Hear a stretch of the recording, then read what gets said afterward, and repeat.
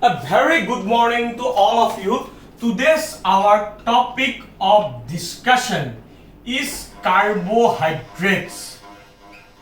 In our first class, we are going to discuss about the definition of carbohydrates, its role or importance, and its classification.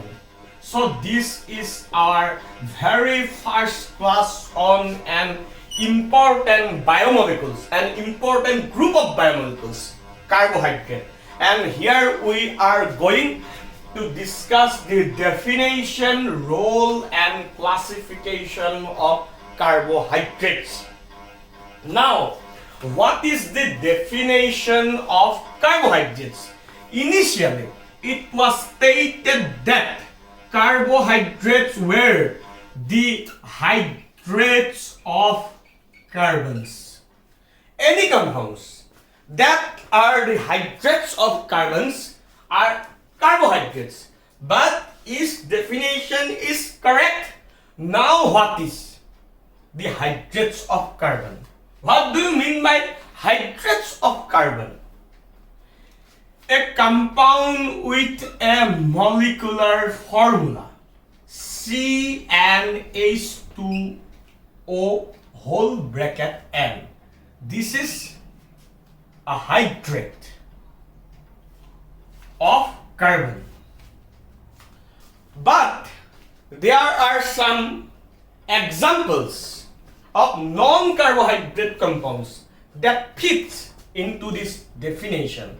That is hydrates of carbon, CnH2O whole bracket N, or we can write it as CnH twice NON. Like glucose. Glucose is an important example of carbohydrate, C3H6O3 or C3H2O whole bracket 3. But same molecular formula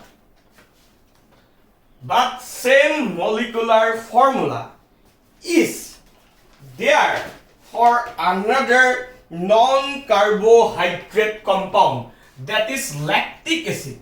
The chemical formula for lactic acid C3H2O3, that is C3H6O3. The molecular formula is similar to that of glucose.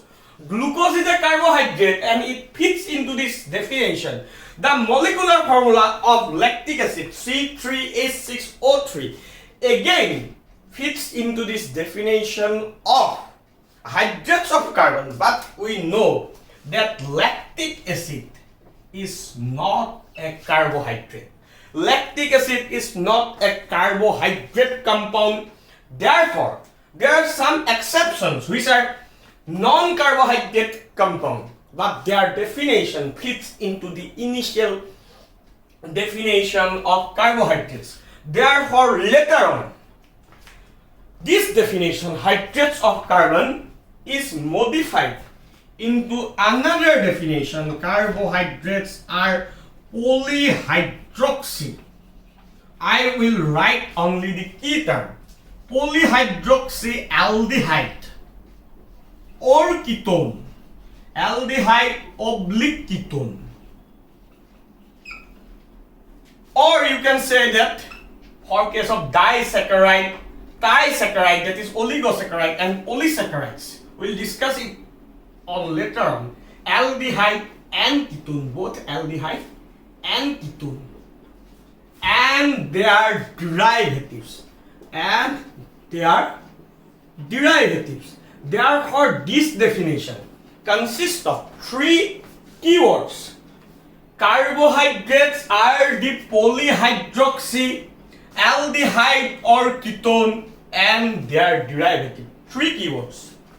Remember, polyhydroxy, aldehyde or ketone, or you may say that in case of polysaccharides, oligosaccharide, both aldehyde and ketone, and their derivative compounds or derivatives.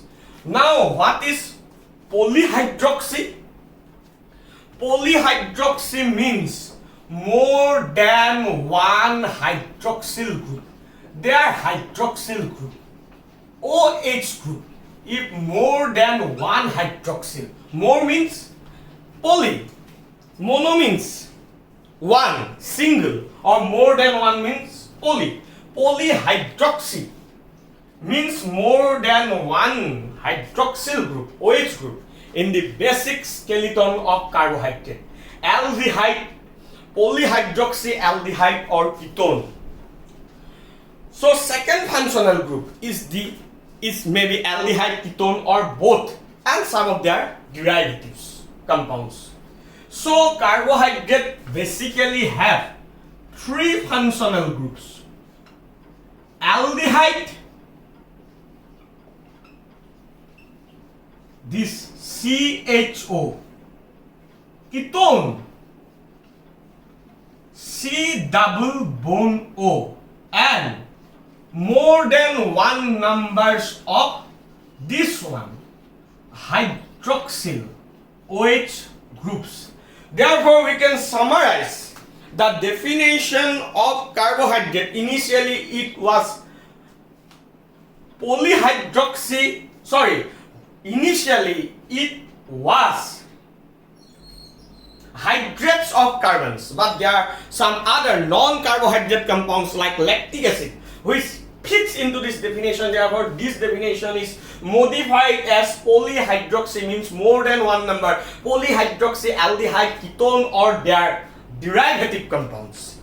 Polyhydroxy means more than one hydroxyl group in the basic structure of the carbohydrate, or it contains two other types of functional group. It may be aldehyde, ketone, or both. Aldehyde is represented by CHO, ketone is represented by C double bond O, and hydroxyl group is represented by OH group. Now, carbohydrates are also known as saccharides. Carbohydrates are also known as saccharides. Let us give me 1 minute. Carbohydrates are also known as saccharides. You may heard the terms monosaccharides, oligosaccharides, polysaccharides, such as saccharides. The term saccharide is derived from a Greek word. This one, saccharon.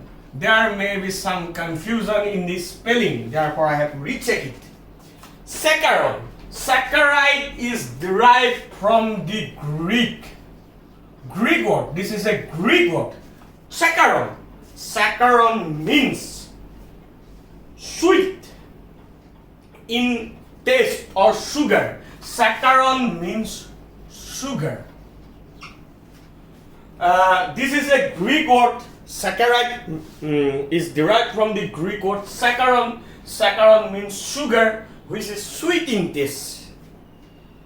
Now, this is an information for the competitive exam or very short type question. The term saccharide is derived from which word of which literature? That is saccharon of Greek literature. And saccharon means sugar. Now, before classification of carbohydrate, as it is somewhat lengthy and confusing, we are going to discuss one simple topic, that is the role of carbohydrate in our diet. Why carbohydrate is important in our diet? It has two major roles. One is structural, and second one is the functional role. So what is the first role? First role is structural, and second role is the functional role of carbohydrate.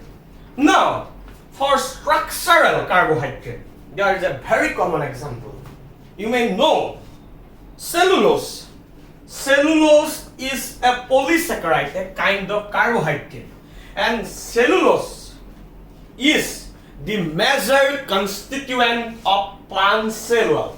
Therefore, cellulose has structural role in plant cell, and cellulose is an important example of structural carbohydrate. Secondly, the functional role. The functional role, the major function is to provide energy.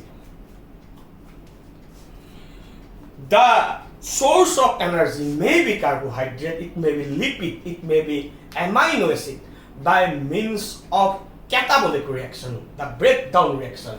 But the most common source of energy are the carbohydrates in plant and animal metabolism. Carbohydrate, for example, one simple carbohydrate is glucose. Glucose undergoes cellular respiration to provide ATP. This is the cellular respiration. ATP is the energy coin for our body system. Therefore, we can say that glucose provides chemical energy essential for our other body metabolism reaction, other body's metabolic reaction. Therefore, it is a source of energy.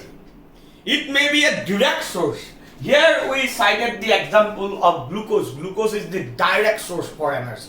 There should be direct supply of glucose to our brain for the proper functioning of brain. If it is stopped, then we'll reach the coma position. And there may be indirect source, or you can say that there may be reserve source for functioning, and that is in case of animal glycogen stored in muscle or liver tissue. Glycogen undergoes a process. It is a reserve source of glucose, or you can say carbohydrate. It is a polysaccharide. It undergoes breakdown reaction, glycosanolysis. This breakdown reaction is glycosanolysis.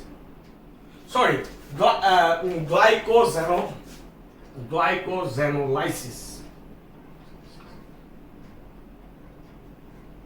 And after glycosanolysis, from glycogen, numbers of glucose is produced, and it supplies finally chemical energy to the body. Therefore, when we are in starving condition or not in our normal condition, then glycogen undergoes glycosanolysis and produces glucose. Glucose undergoes cellular respiration to produce energy. But there may be confusion with glycolysis. Glycolysis is the first step of cellular respiration. Glycolysis from glucose, 2 molecules of pyruvic acid. This is glycolysis.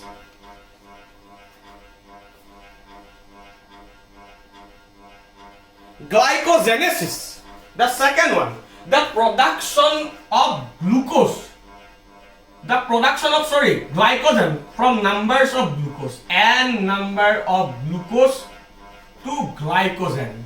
As glycogen is produced, glycogen is synthesized. Therefore, this is glycosanolysis, but this reverse from glycogen to n numbers of glucose unit. This is glycosanolysis. And glycosanolysis is the reaction for the production of glucose from reserved source of glycogen. Therefore, we can summarize carbohydrates has 2 important roles in our body. First one is structural, which is related to body structure. For example, cell wall is composed of cellulose, which is a carbohydrate. Second one is functional role, that is providing energy for body metabolic reaction. Direct energy source, glucose. Reserve source, glycogen. Now, the classification of carbohydrate. First kind of classification is usually used by laymen also. There is not a specific method of classification. This is carbohydrates are grouped into sugars and non-sugars. Sugars. The name itself suggests sugars are sweet in taste. Because our cane sugar are sweet in taste also. It is soluble in water. If you dissolve a teaspoon of sugar in water, it will be dissolved in the sugar solution. It will be soluble in water. There will be a sugar solution. They are mostly mono and oligosaccharides. Now, what is monosaccharides? What will oligosaccharides? We will discuss later on. And non-sugars. Non-sugars are what? They are non-sweet in taste, non-soluble in water. They are mostly polysaccharides. This is not an important kind of classification from exam point of view. The most widely accepted classification that you are going to write in your exam is carbohydrates. Carbohydrates are classified into three major groups: monosaccharides. This one is monosaccharides. Then oligo. I'll write in abbreviated form oligosaccharides. And polysaccharides. It is on the basis of the number of units. Numbers of carbohydrate unit. Mono suggests one. If there is only one unit in the carbohydrate, there is only one unit, it is the simplest form of carbohydrate, then it is monosaccharide. If there are 2 to 10 numbers of monomeric unit, if in the basic structure there is repetition of 2 to 10 numbers of such monosaccharides, then it is known as oligosaccharide. If 2 monosaccharide units are there for 2 disaccharides, I'll write in abbreviated form disaccharides. If 3 trisaccharides, if 4 tetrasaccharides, and if 5 pentasaccharide, if 6 hexasaccharide, if 7 heptasaccharide, and so on up to 10. And if numbers of this monomeric unit in the structure of the carbohydrate, in the skeleton of the carbohydrate is more than 10, then they are known as polysaccharides. Now, we are going to discuss about the monosaccharides. Monosaccharides are again classified. There are 2 variations in case of monosaccharide. One is type of functional group. Whether it is aldehyde, whether the functional group is an aldehyde, that is CHO, or a ketone, that is COO. And second source of variation for monosaccharide, this is for monosaccharide. I'll write it in abbreviated form, monosaccharide. First source of variation is the functional group, and second source of variation is the number of carbon atom in the structure. Number of carbon atom in the structure. I write here in the abbreviated form, this is the number of carbon atom in the structure. It may be 2, it may be 3, it may be 4. Then for 2, there may be aldehyde group, there may be a ketone group. If this is aldehyde, then we term this as aldose sugar. Aldose sugar. Now now how we can know whether it is an aldehyde group or ketone group? We'll discuss. If this is a ketone group, then this is a ketose sugar. If in aldose sugar there are 3 numbers of carbon atom, then this is aldotriose. If there is 4 number of carbon atom, then this is ketotriose. Sorry, If there is 3 number of carbon atom and functional group is ketone, then it is ketotriose. If 4 number of carbon atom and aldehyde group, aldotetrose. If 4 number of carbon atom but ketone group, ketotetrose. Now, if the carbonyl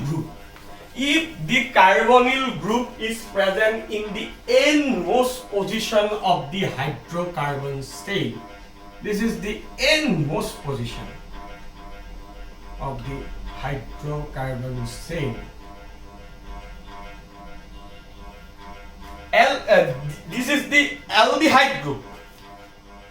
We call it as aldehyde group because this carbonyl group, this functional group is present in the terminal position of the chain, not in the middle position of the chain. In the middle position, hydroxyl group is present, one hydrogen atom is present, but there is no carbonyl group. Then this is an aldehyde group and the respective sugar is an aldose sugar. And this is the structure for 3 carbon aldose sugar, glyceraldehyde. And you remember, this is the simplest triose, this is the aldotriose sugar. And how will you know that this is an ketone group? If the carbonyl group is not present in the terminal position, that is not in this position, not in this position, but in middle position, then this is a ketone group and this is a ketose sugar. This is the structure for dihydroxyacetone phosphate. This is a ketotriose. This is an aldotriose as the functional group is aldose, and here the functional group is ketone, therefore ketotriose for dihydroxyacetone phosphate. If the number of carbon atom is 4, then here we'll write tetrose as 4, as tetrose for 4, and again here tetrose. If as it is an aldose sugar, therefore aldotetrose, ketotetrose. Now there will be so much example. Aldotriose, I cite glyceraldehyde, and ketotriose, dihydroxyacetone phosphate. Now for aldotetrose, when 4 numbers of carbon atom and functional group or carbonyl group is aldehyde, that is ribose, and ketotriose, ribulose, number of carbon atom is 4 and the carbonyl group is an ketone. This is ribulose. If 5 and aldose sugar, 5 carbon aldose sugar, aldopentose, erythrose, and if it is an 5 carbon ketose sugar, then ribulose. If 6, then if 6 member aldose sugar, then glucose. If 6 member ketose sugar, then fructose. Now, there may be a sense of confusion. What is the difference between this triose and trisaccharide? Triose and trisaccharide. Triose, the suffix is OSE, and trisaccharide, the whole suffix is saccharide. Tetrose, OSE, again tetrasaccharide. Okay, the whole suffix is saccharide. Always remember, with OSE suffix, they are always monosaccharides. Monosaccharides, only 1 unit of carbohydrate, only 1 unit. And tetra, there is a trisaccharide, tetrasaccharide, disaccharide, pentasaccharide, heptasaccharide, with suffix saccharide. They are oligosaccharide up to 9 unit. For tri, 3 numbers of repeating unit. For tetra, 4 numbers of repeating unit. They are the repeating. Tri, tetra means number of repeated unit is 3. For tri, 3. Number of repeated unit is 4. For tetra, but for trios, there are 3 numbers of carbon in the ring or chain. That is the basic structure. 4 number of carbon for tetrose. Polysaccharide. Now we have discussed the classification of monosaccharides and oligosaccharides. Then polysaccharide. Polysaccharides means more than 10 numbers of repeating unit. They may be homopolysaccharides. Polysaccharides are again classified into, here I write in the abbreviate form, polysaccharides. Homo and hetero. If more than 10 units are present, say 11, 12, all are same, then homopolysaccharide. If more than 10 monomeric units, but they are different, there are two numbers of A monomeric unit, 3 numbers of B monomeric unit, 5 numbers of C monomeric unit, or 4 of A, 6 of B, then they are heteropolysaccharide. If all the 11, 12, 13 maybe so on, if A, only A, then they are homopolysaccharide. Homopolysaccharide consists of only one type of monosaccharide, and heteropolysaccharide consists of more than one types of polysaccharide. Example of homopolysaccharide is starch. Example of heteropolysaccharide is D-glucouronic acid. We'll discuss in our next chapter in details about monosaccharides, oligosaccharides, polysaccharides, their function, their chain structure, their ring structure, etc. So the classification of polysaccharide, the most convenient type of classification, it has monosaccharides, 3 types. Monosaccharides, only 1 unit. Then on the basis of number of carbon atom in the basic structure, if 3 triose, if 4 tetrose, if 5 pentose, if 6 hexose, then if aldose sugar, then aldotriose. If ketose sugar, ketotriose. Then disaccharide, trisaccharide, tetrasaccharide. For oligosaccharide, di means 2 numbers of repeating unit, 3 numbers of repeating unit means trisaccharide, 4 numbers of repeating unit means tetrasaccharide. And polysaccharides means when more than 10 numbers of repeating unit of monosaccharide. Homo means same kind of repeating units, more than 10. Hetero means different types of 2 or 3 types of different repeating units, and number of repeating unit more than 10. Thank you. This is for today. Here we have discussed about the definition of carbohydrate, its role and its classification. In the next class, we are going to discuss about structures of some monosaccharide and a very important concept, that is isomerism, which is directly related to this carbohydrate chemistry in our next classes. So this is for today, and we are going to continue our second class very shortly. Thank you.